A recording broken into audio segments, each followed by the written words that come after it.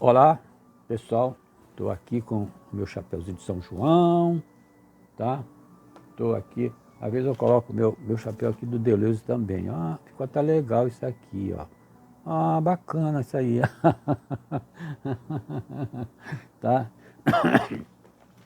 Que é o meu guru aqui, né? Tá? O meu guru aqui, o Deleuze. Então vou deixar ele aí, tá vendo? Gostei da ideia. Olha só, o São João é a criatividade deleuziana, tá vendo? Eu criei agora isso, tá? Vendo? Vendo meu chapéu. Então é só. Deixa eu tomar aqui o meu Benalete, cara. Com esse negócio aqui, eu tenho que fazer um negócio aqui para não tossir, olha só. Tá. Então olha só. Vamos continuar. Uma água aqui vascaína de novo, né?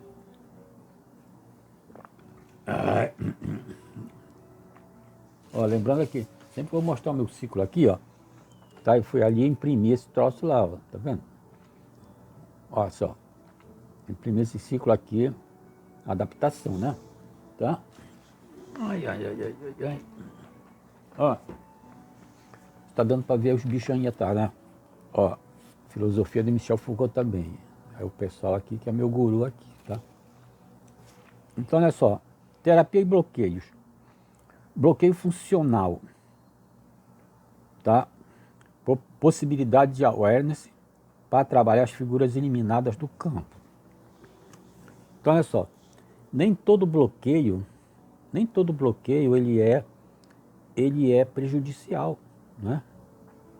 Existe os bloqueios de autorregulação, né? Autorregulação da vida. Você tem que dar limite para as coisas, né? Você tem que bloquear certas pessoas, né? Certas pessoas, porra, não tem limite. Eu sou advogado também, então tem pessoas que ligam para tua casa dia domingo, meia-noite, para saber de processo. Aí você tem que dar limite, você tem que fazer bloqueio nisso aí. Então existe bloqueio de autorregulação para você levar a sua vida, né? Você não é aberto totalmente para todo mundo, para todas as coisas, né? Sabe? As pessoas são abusadas, né? Abusivas, né? Se você não der, se você der colher de chá, tá fudido, né? Tu não vai ter paz, né? Vizinho, porra, se você der confiança para vizinho, mas você mora em vila, vizinho tá toda hora pedindo açúcar, pedindo café na tua casa, não é? É fogo. Amigo também. Amigo também, você não pode. Tem um caso famoso, né, do, do John Lennon com Paul McCartney, né? Eles eram amigos desde a adolescência, né? Então, um ia na casa do outro sem avisar, né? Sabe? Tocar música, aquela coisa de adolescente, tal, tudo chegar na casa do outro e tal. Aí, eles foram amadurecendo, o John Lennon começou a namorar a Yoko, né? Então, ela começou a mostrar as coisas para ele, né? Porque os caras eram porra louca, né? O John Lennon e Paul McCartney, né? Então vem a linda botar limite nas coisas, né? E a Yoko também, né? Aí uma vez o Paul McCartney chegou na casa do John Lennon, não sei que horas era, já tarde da noite, né? Madrugada. Aí o John Lennon falou assim, cara, porra, tem que avisar antes, cara. Acho que foi depois desse dia que o negócio, sabe, eles eram muito amigos, sabe, não tinha assim limite um pro outro. Acho que foi negócio da Yoko lá que começou a botar coisa na cabeça do John Lennon, né? Tá certo também, né? Pô, os dois estavam lá, porra, numa boa na casa, aí chega o Paul McCartney lá com a guitarra dele para querer, né? O cara tinha uma música na cabeça que tinha que sair naquela hora, né? É coisa desses camaradas assim mesmo. Então a gente vê isso, tem que dar limite, né? Tem que dar limite. Então, o bloqueio, ele não é só, né, para o filho, né, a mãe, o pai, né, tem que dar os limites, né? Essas crianças hoje em dia querem ficar com o celular 24 horas por dia, né? Então tem que bloquear aquilo, sabe? Então, existe o limite é o limite bom, né? O limite bom. Agora, tem o seguinte, né? Esse negócio de limite entre bom e ruim, né? Negócio. Então a pessoa pode trabalhar essas coisas quando tá eliminando colega, assim, eliminando parente, né? É bom fazer assim uma awareness, né? Se você está em terapia, você trabalha porque você está eliminando aquilo, né? Então, a awareness é você ter consciência, né? Consciência do campo, né? Por que aquela figura foi eliminada? Por que aquela figura é eliminada? Às vezes você elimina para o seu bem, mas aquilo, de certa maneira, é um modo de você já limitar a criatividade, sabe? Uma coisa que está sendo insuportável, né? No momento, pode ser que ela seja bom, né? Você está eliminando aquela coisa, né? Então essa autorregulação, tá? E o bloqueio disfuncional, então esse é o chamado bloqueio funcional. E o bloqueio disfuncional vai trabalhar o ciclo, né? Para ver onde está a questão, certo? Você vai trabalhar o ciclo para ver onde está a questão, onde é que está a disfuncionalidade, aí que entra, né? Aí que entra a terapia, né? Para ver em que ponto do ciclo existe o gargalo. Por que você está fazendo aquilo? Por que você não vai para frente? Você está sendo disfuncional, né? Está tendo sofrimento, né? As pessoas geralmente só procuram a terapia quando há sofrimento, né? Quando tem aquela disfuncionalidade que produz um gozo, né? Produz um gozo, como diz o Lacan, um certo gozo, a pessoa não vai procurar terapia. Prefere ficar naquele gozinho, né?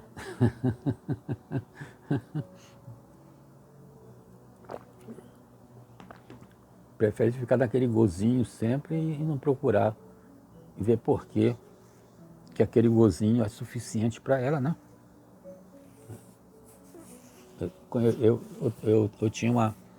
Eu tinha uma paciente, eu trabalhava no negócio da sexualidade, trabalho, né? Então ela dizia que não sentia falta, né? Não sentia falta de sexo, não sentia falta, mas ela era masturbação diária, né? Aí ela falou para mim, ela substituía, né? Nada contra, né? Mas ela estava barrando, né? Estava barrando relacionamentos, né? Sabe? Depois de muito tempo, ela ficou comigo uns 3 anos mais ou menos. Aí ela foi procurar, ela foi procurar uma outra moça, né? Porque o negócio dela ela tinha medo, né? Ela não queria nada com homem, mas ela tinha medo de procurar uma companheira, né? Hoje vive junto, né? Vive junto. Fez filosofia comigo lá no IFIX, né? Mas é isso, sabe? É isso, esses bloqueios disfuncionais, né? Os bloqueios disfuncionais. Trabalhar para ver em que etapa está o negócio, né? Olha só, vamos ver o negócio aqui, o bloqueio, o bloqueio de relacionamento, né? Nós vamos ver aqui dois tipos de bloqueio. Um bloqueio chamado orgânico, né? Tá? E um bloqueio psíquico. Às vezes as duas coisas estão juntas, tá? Estão juntas. Eu vou ler aqui o papelucho aqui, tá? Olha só. Desordem dos sistemas dos sentidos. Desordem do sistema dos sentidos. responsáveis pela captação de dados do exterior, que deve ser levado ao cérebro, sistema nervoso, psiquismo para processamento. Então, olha só, tem que lembrar o seguinte, que nós somos antenados, né? Nós somos antenados. Quais são as nossas antenas? O que é essas antenas, o que é que elas captam do exterior e também do interior, né? Tá? Nós somos como se for, nós somos como se fosse assim aquele satélite, né, que fica captando, né, captando mensagens, né? Então nós somos esse sistema, nós somos sistemas de antenas, né? Sistema de antenas que captam informações de fora e de dentro da gente também, né? Tá?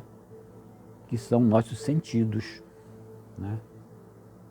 Os sistemas de sensação, os órgãos, não vou chamar de órgão não, são os nossos sensores, né? São os nossos sensores. Você vê como é que nós somos, né? Nós somos como sensores. Nós temos vários tipos de sensores, né? E se eles estiverem bloqueados, estiverem com problema, não vai ter problema vai ter problema no relacionamento, vai ter problema na captação, né? Porque esses sensores, como está dito aqui, ó, eles captam os dados, tá, do exterior, né? Tudo que vem de fora, né? Luz, som, paladar, sabe, cheiro, essas coisas todas, né? Tudo que vem de forma e leva um cérebro, né? Isso aí, vou ver como nós somos, isso é levado ao cérebro e aí ao cérebro, ao sistema nervoso como um todo, leva no corpo todo, né? Ao psiquismo, né? Para dar uma resposta, tá? Para dar uma resposta. Eu vou parar por aqui para continuar no próximo no próximo etage, tá? Etage, tá? Esse milho aqui tá desde manhã aqui, ó. Maravilha desse milho.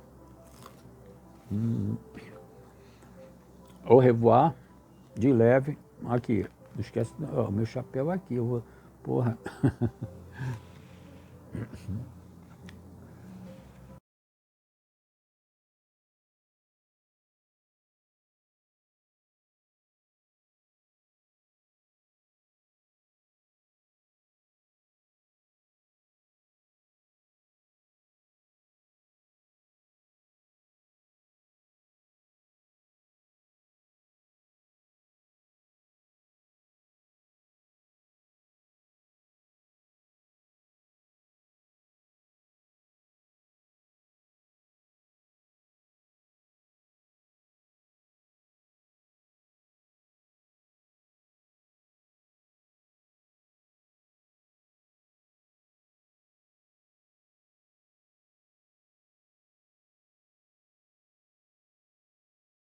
Ô galera, novamente aqui olhando aqui as minhas produções artesanais, não é fácil, né? Continuo, olha, quando eu tiver com a mesma camisa, porque é uma sequência de vídeo, tá, que eu estou fazendo. Vou fazer esse último nessa sequência, para depois a gente entrar na Judith Butler. Vou entrar na Judith Butler e depois por Beatriz Preciado. Até me atrapalho quando fala ele ou ela, né? Na Beatriz Preciado, que é confuso mesmo, não é fácil não, tá? Mas aqui, olha, para a gente entrar nisso aí, não pode deixar de falar de Freud, né? Como eu já falei, veja aqueles dois filmes que tem lá no YouTube. O YouTube é uma coisa maravilhosa, né? Hoje em dia, né? Poxa, você tem o jovem Freud e a invenção da psicanálise. Você, olha, lá você vê o Freud mesmo conversando, falando, sabe? Você vê o Jung, né? O Jung falando mal do Freud, que o Freud não sabia filosofia. Porra, sacanagem, né? Porra, o cara bebeu naquilo tudo. O o Jung bebeu naquilo tudo. Se não fosse o Freud, ele não inventava a teoria dele, cara. Porra, brincadeira, né? Brincadeira. E o Freud adotou ele como filho, porra. Eu acho aquilo, sei lá, né? O pessoal aí da psicologia junguiana sabe falar disso tudo, mas eu não gosto daquilo não, tá? Mas olha só, o Freud, ele nasceu em 1856, 1939. Veja bem, a história do Freud é um negócio impressionante, viu? É um negócio impressionante. A família dele era muito pobre, judeu pobre. Então eles saíram de uma cidade lá do interior, depois vieram para Viena, sabe? O pai dele nunca teve emprego, sabe? Um emprego fixo, vivia assim de dinheiro de amigos, viviam em quartos, família toda vivia num quarto. Já parece a terceira esposa do Jacob, né? Que chama, tá? do Freud. E a mãe do Freud tinha 22 anos, e o Jacob, o pai dele, já tinha quase 50, né? Mas o interessante, uma das coisas interessantes da vida do Freud é que a mãe botou um projeto de vida para o menino. E ele abocanhou aquele projeto de vida. Isso que eu acho interessante, sabe? Então ele seria assim o salvador da família, né? E o Freud desde pequeno estudava pra caramba. O Freud estudava muito, não é brincadeira não. Ele abocanhou aquele sonho da mãe, e ele estudava pra caramba, estudava muito mesmo, era um dos primeiros alunos lá de sala de aula, né? Então ele estudou aquela filosofia toda anterior, né? Apesar do Jung depois disso que ele não sabia filosofia, mas, porra, o cara antigamente, isso é uma coisa importante para falar. O cara antigamente, na época do Freud, né? Eu acho que até na década de 60 aqui no Brasil também era assim. O cara, para entrar numa faculdade de direito, engenharia, não é, psicologia, não é, psicologia é de 62 aqui no Brasil, né? Medicina, o cara tem uma formação humana muito grande. E Freud, né? Ele estudou aqueles caras todos. Ele estudou Platão, estudou Schopenhauer, estudou Kant, sabe? Estudou aquilo tudo. Então, quando ele entra na faculdade de medicina, quando ele para ser médico, não é? Ele já entra, né? Ele entra com essa bagagem de filosofia toda. Então, a psicologia ali é uma resultante da formação filosófica dele com com a medicina. Ou seja, ele pegou as técnicas, a metodologia das ciências naturais, né? Que a medicina trabalha com as ciências naturais, a ciência natural. Então, aquela metodologia da observação, né? Da hipótese, né? Com a filosofia. E aí é que nasceu a psicanálise, viu? Não é brincadeira não. Foi muita força de vontade. Então ele fala nesse vídeo, nesse filme que eu estou falando, ele fala lá, sabe, que a intenção dele, da mãe dele, era assim, de criar alguma coisa nova, revolucionar, sabe? E olha só, por isso que eu digo, o negócio do constitucionismo. A mãe do Freud, quando ele nasceu, a parteira falou assim: olha, esse menino vai ser um grande homem. Olha só, a mãe pegou aquilo. Você vê como é que nós somos construídos. Eu já falei isso, a palavra é mágica, né? Essa coisa, ela pegou da parteira. E ela também tinha... Por que ela pegou da parteira? Porque ela via a família muito pobre, a família sem nome e tal, naqueles judeus todos, aquele sinoísmo, né? Que tem aquela briga lá dos judeus na Alemanha, né? E botou a esperança lá no Freud. O Freud abocanhou isso. Mas só vendo o filme que a gente vai entender melhor isso, tá? Mas o Freud ele já é filho da época. Então ele pega a mesma coisa do Nietzsche, não essencialismo. Então dizer, não existe, ele não existe, deixa eu ver o tempo aqui, não existe sexualidade determinada, tá? Em parte, né? Peraí, em parte, tá? Porque ele tem um conceito lá, o Freud tem um conceito chamado perverso polimorfo. Isso é muito conhecido é muito conhecido em Freud. Quem gosta trabalha com sexualidade, né? Principalmente com a sexualidade que está hoje em dia, esse conceito é importante. O perverso polimorfo, ou seja, antes da sexualidade estar determinada, né? Existe uma multiplicidade de possibilidades para a pessoa, sabe? Não é aquele negócio de nasceu assim não, viu? Complexo de Gabriela, né? Eu nasci assim, eu cresci assim, você sempre é assim, Gabriela, não é? Aqui também, aqui também tem música desse canal, viu? Tá? Só tá faltando um negócio para mim ver o tempo, tá? Mas deixa acabar logo esse pouquinho aqui. Então, o perverso polimorfo é isso, tá? Não tem essencialismo, a construção da sexualidade.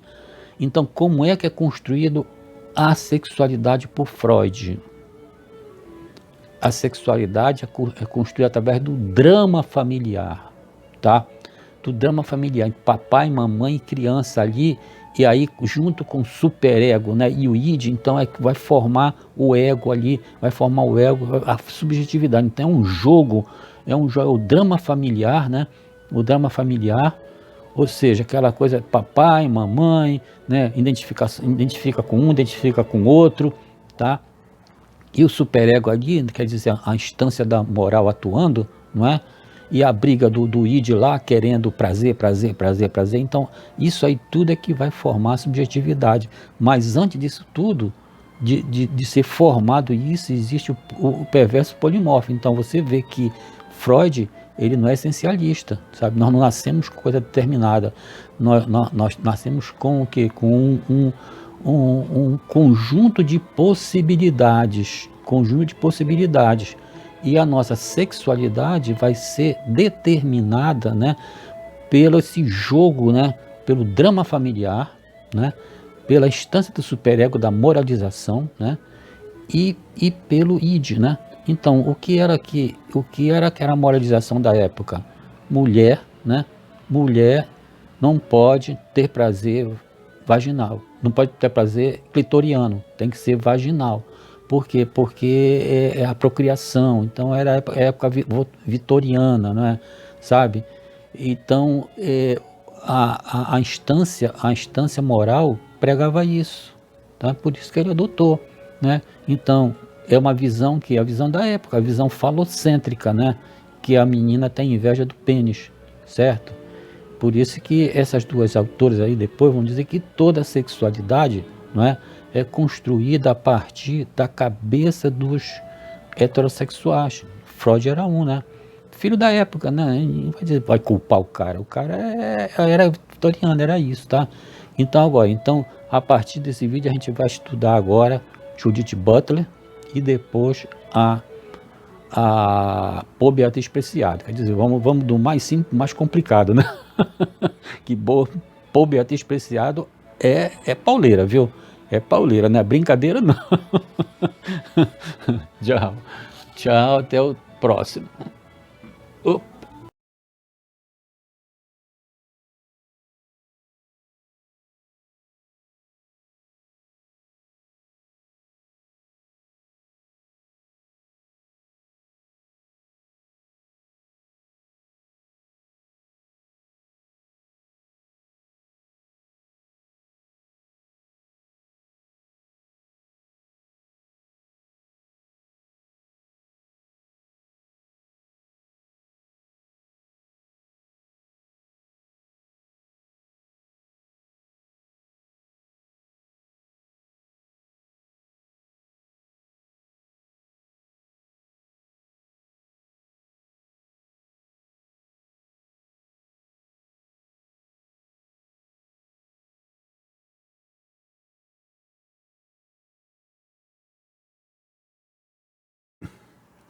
Mas olha só, vê o seguinte aqui. O. Porra, tenho até medo disso aqui, rapaz.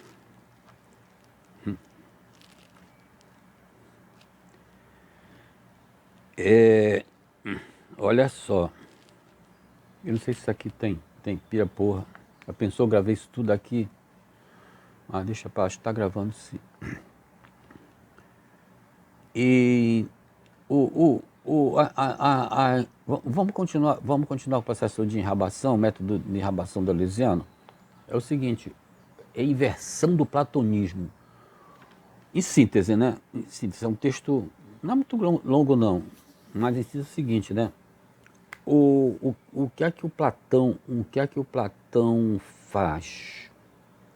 Platão é, o, é, o nosso, é o nosso cara que é referência para o pensar sobre representação, né? Ou seja, tem um modelo, né? Sabe?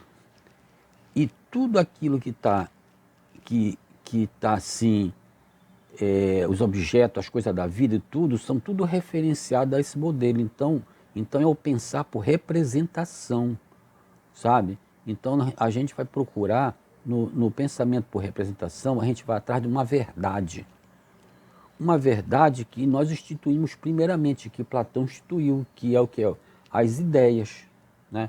Então, por isso que é pensamento representacional, porque tudo aquilo que nós vivemos, as coisas, tudo, é uma representação de uma ideia, de uma verdade que foi constituída. Então, isso é uma das coisas que o Deleuze vai romper com isso, com o pensamento por representação, tá?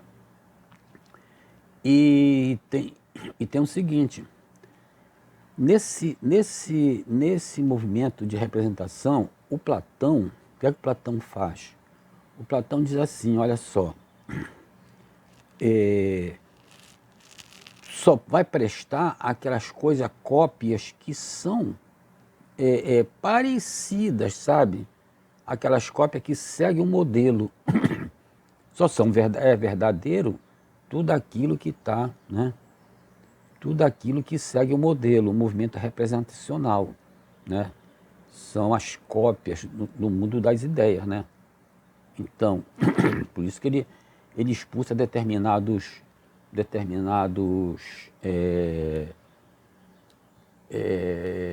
artistas da República, porque são aqueles que, sabe, faziam a arte que não estava nada parecido com o modelo que Platão instituiu de verdade, né? Modelo de justiça, modelo de arte, modelo de pintura, modelo de político, sabe? Modelo de cidadão, então tudo aquilo tinha um modelo lá que tem que seguir, sabe? Então aí olha o seguinte, o que era que aí ele dizia, olha, o que não for cópia de lá é chamada simulacro. Simulacro, joga fora que não presta. Joga fora no lixo, joga fora no lixo, joga fora no lixo, não é? Aquele negócio lá, né? Esse negócio que é a música da Sandra de Sá fala, né? Joga fora no lixo, né? Presta atenção. Aí Deleuze levanta o tapete lá e cata aquilo tudo, que é a diferença, sabe?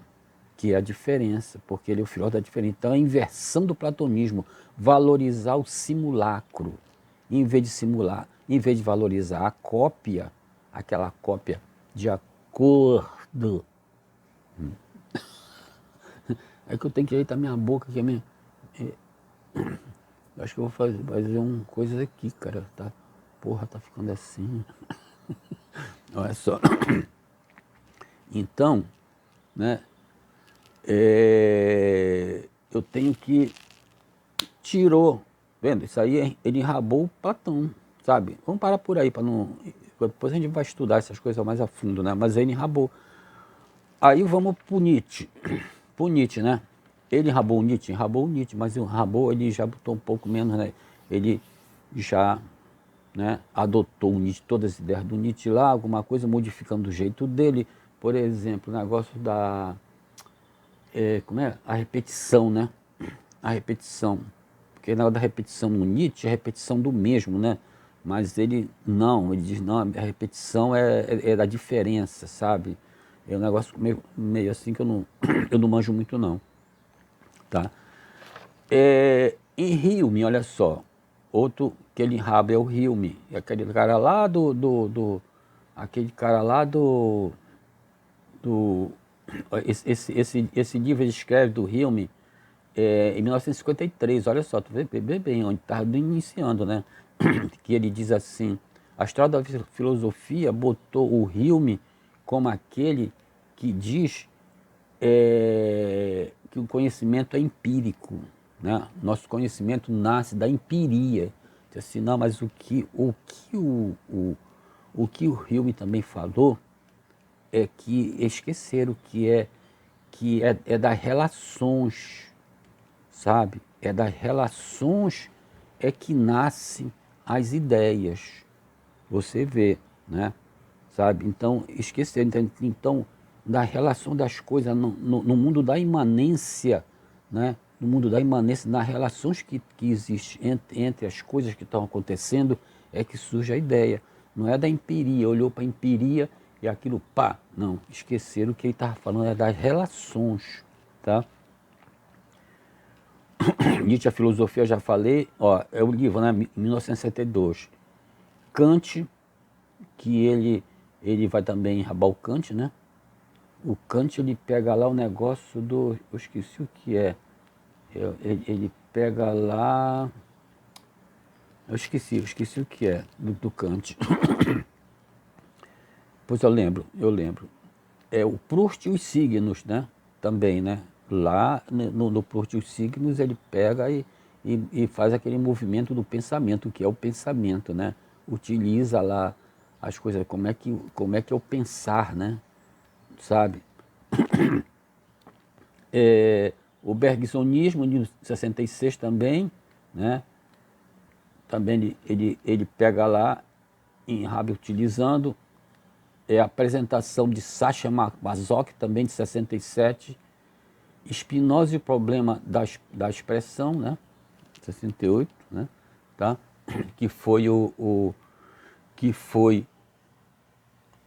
que foi o cara telefonando aí. Spinoza foi o grande parceiro dele, né? Sabe? Ele pega também aquilo tudo, enraba do jeito dele o Spinoza, né? Coitado do Spinoza.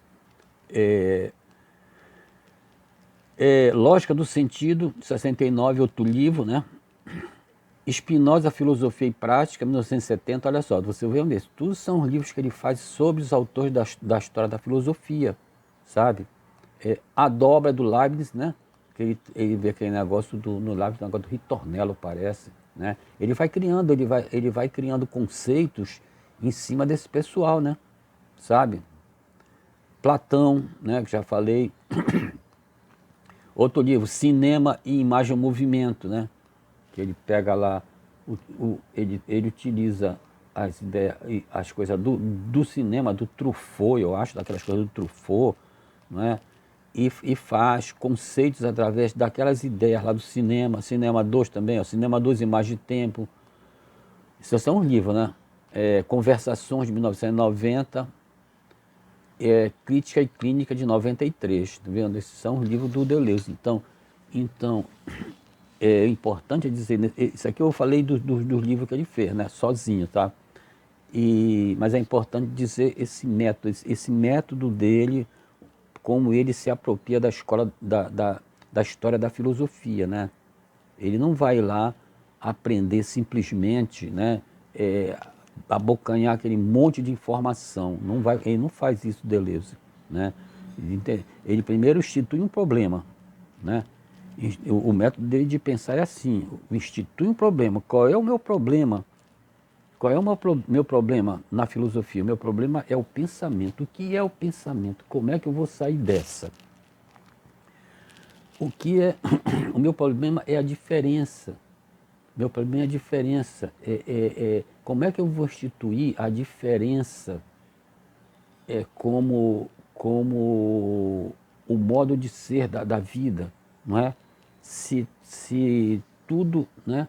Se tudo é identidade, tudo é identidade, nós pensamos através da identidade, da representação, como é que eu vou sair dessa? Você vê que o camarada é tocado por um problema, né?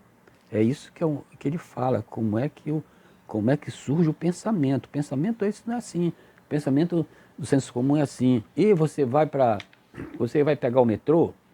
Olha, não pega o metrô não. O metrô tá cheio, não sei o quê, sabe? E eu já vi falar que o metrô botaram uma bomba lá, não sei o quê. Isso não é pensar, isso é conversar, né? As pessoas pensam que pensar é fofocar, é falar da vida dos outros, é falar do dia a dia, é falar como vai plantar uma árvore, é falar como vai resolver um problema no trabalho, na repartição, não é? Como é que vai resolver o seu problema no casamento, como é que vai resolver o seu problema amoroso, o seu problema escolar. A pessoa pensa que, por senso comum, pensa que pensar é isso, né? Mas pensar para a filosofia não é isso, não. Pensar para a filosofia é criatividade, é ser criativo, é criar conceitos. Então é isso que o método Deleuze. Ele elege um problema para ele, problema filosófico para ele, o que é o pensamento, por exemplo, como é que eu vou instituir a diferença como modo de ser, não é? E ali ele vai atrás, ele corre atrás disso. Ele corre atrás disso através da história da filosofia, através da arte, né? Arthur também, né? Através da ciência, ele vai arranjar parceiros para resolver o problema dele. Valeu? Au revoir, de leve, e aqui vamos nós, tá? Filmando de novo, hein? Ah, que o pessoal tá esperando vocês aqui, ó. Aqui. Dá um turno aqui da Praça Santos Penha, tá? Esperando aqui do shopping, olha só.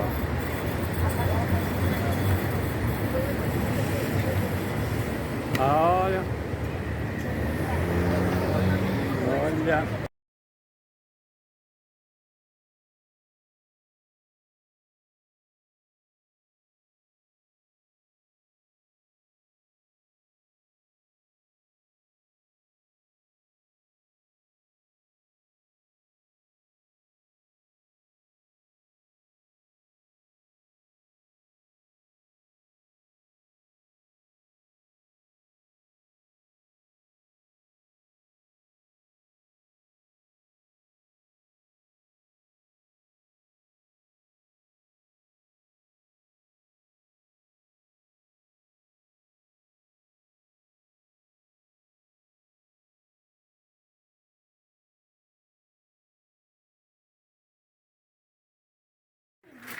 Olha os caranguejos aqui, ó. Olha só. Tudo bonito. Olha só. Porra, caranguejão. E se sou, eu não me ocupo. Ganhar 10 centavos no quilo de ferro. Eu digo, pois eu ganho e tenho orgulho e só não durmo com a porta aberta porque a mulher fecha. Certo, porque isso aí... Não tenho medo. Só, mas nós filmagem agora aqui. Ele cansou o Rick, ó. O Rick cansou. E agora nós estamos aqui. Deixa eu correr. Manuel, se esse negócio pega, eles vão tirar milhões das pessoas que fazem isso. Porra! Tá que pariu. Antes que eles comecem, olha, manda aí, tu vai logo. eu vou fazer um negócio, senão eles vêm com uma conta pra cima de mim.